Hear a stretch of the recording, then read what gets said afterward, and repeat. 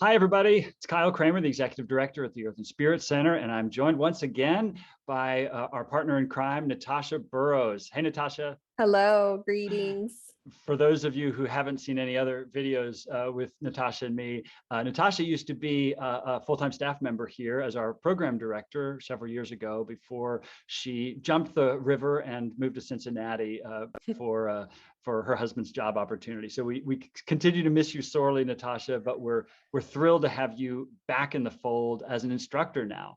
Thank you. Me too. Me too. I'm looking forward to it. Excellent. Well, you did a bang-up job this past fall semester, and you're coming back again with a new course entitled. It's part of our Interfaith Spirituality series, and it's entitled "Encountering the Divine: Spiritual Guidance from Black Mystics." So I have to say, I have been totally excited about this course since it was just a line in a document of course ideas, and I'm thrilled that it's come to fruition. So what can you tell us about this course, Natasha? What content are you going to try and cover, and what can folks expect out of this 4-week course? Sure, definitely. Well, as a person of faith, and as a spiritual director and someone who's been in the ministry, I've always been interested in mysticism. And I'm going to interrupt. For the average person, how would you define mysticism? Because that sounds pretty esoteric. Yeah, I would say I would define as mysticism as a personal encounter with divine or the sacred. Okay, so as opposed to just like reading about it or hearing about it. Yeah, it's like a direct connection, direct inspiration, direct insight, a direct experience between you and whatever you would name as sacred or divine. Okay, and so mystics aren't necessarily just up on the like pedestal of spiritual traditions. They could be folks like right, you. Right. There's no yeah, exactly. There's no real hierarchy of mystics. Like you can have everyday mystical experiences, washing the dishes, or you can be on top of a mountaintop. Sign me up. I wash a lot of dishes. Or you can be on a mountaintop, and turning away from all worldly possessions and goods, meditating for 3 years, and you have mystical experiences. So okay. But that is not required for this course, right? No, not required for this course at all. But I've always been interested in people's experiences of the sacred and the divine, and the mystics talk about that. They write about it. They talk about their experiences, that they've had insights, wisdom that they've drawn from those direct experiences. And so what I'm interested in doing with this course is delving into that. So delving into Black mystics and their writings and their experiences and personal encounters with divine.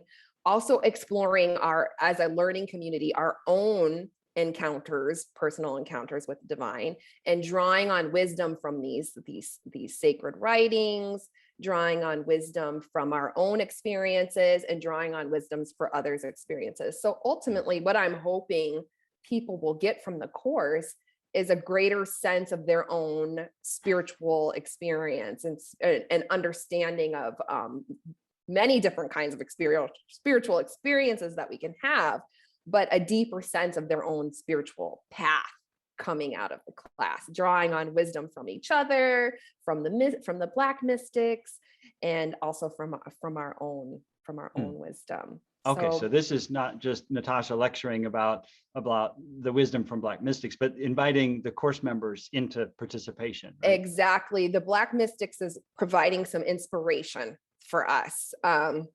So how I'm hoping to kind of organize the course is there would be an element where we would focus on one Black mystic, and we would do some of the reading that they wrote on their mystical encounters or mystical experiences and wisdom that they draw from that. We would do some meditation, some guided meditation. Then we would do some personal reflection and contemplation over those writings and our guided meditation, and then some sharing.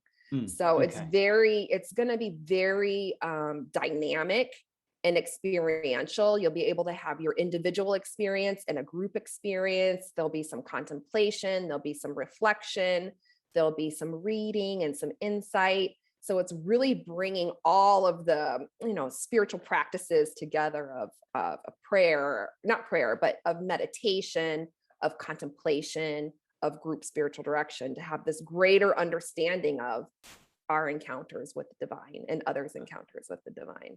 Okay, you mentioned prayer, and so I have a question. This being an interfaith spirituality series, is there a focus? I suppose I should ask what particular mystics are you hoping to focus on, and what traditions do they come from?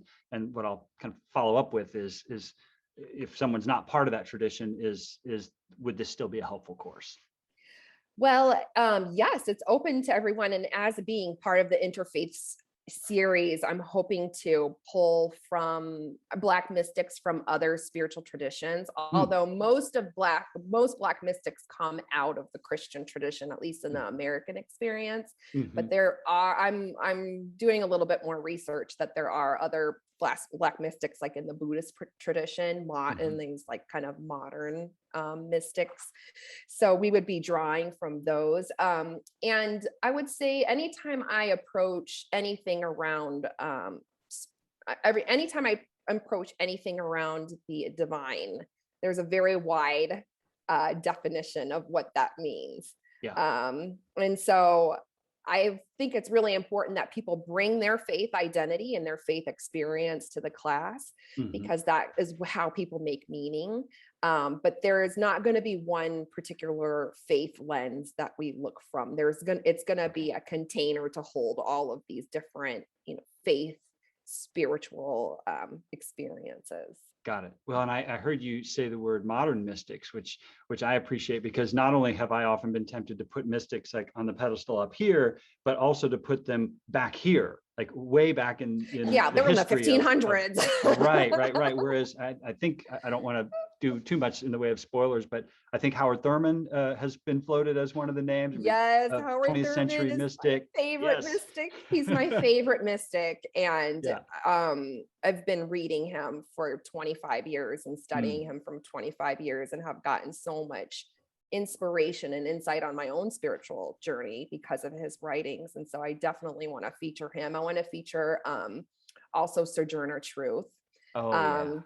As well, because she had lots of mystical encounters and experiences that informed her path and her life, and others that I'm going to be including as voices. But I think what's important to realize, I like that you point that out, as we think of the mystics in the 1500s or the 1400s, like it's so far away. And I love, I think it's the what church is one of the denominations, this church, I can't remember what denomination is, but they have this saying where they say God is still speaking, spirit is still speaking.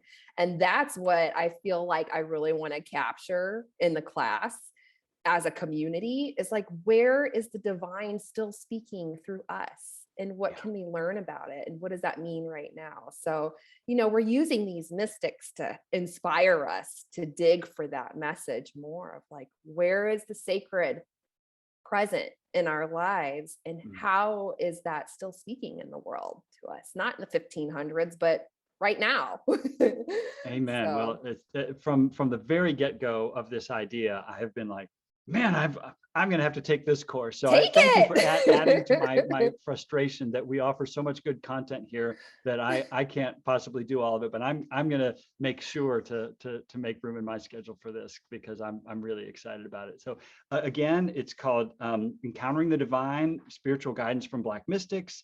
It is going to be taught from April 12th through May 3rd every week on Tuesday evenings from 7 to 8:30 next spring, as part of our Interfaith Spirituality series. So Natasha, we are so looking forward to having you back in the classroom, and thank you again. We will see you soon. All right. Thank you, Kyle. And I look forward to seeing you all at the class.